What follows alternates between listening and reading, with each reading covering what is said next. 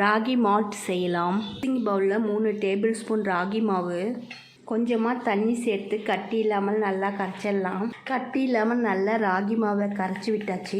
Pan சூடானதும் 1 cup தண்ணியை சேர்த்துருவோம். தண்ணி நல்லா கொதி வந்துருச்சு. கரைச்சி வச்சிருக்கிற ராகி மாவை சேர்த்துருவோம். 3 நிமிஷத்துக்கு நல்லா குக் பண்ணிடலாம். குக் பண்ணியாச்சு. காய்ச்சி ஆற வச்சிருக்கிற பால் 1 கப்பு, 3 டேபிள் ஸ்பூன் சர்க்கரையை சேர்த்துருவோம். சர்க்கரையை சேர்த்துட்டு நல்லா குக் பண்ணிடலாம். நல்லா குக் பண்ணியாச்சு. 3 ஏலக்காய் தூள் சேர்த்துட்டு நல்லா கலந்து விட்டாச்சு.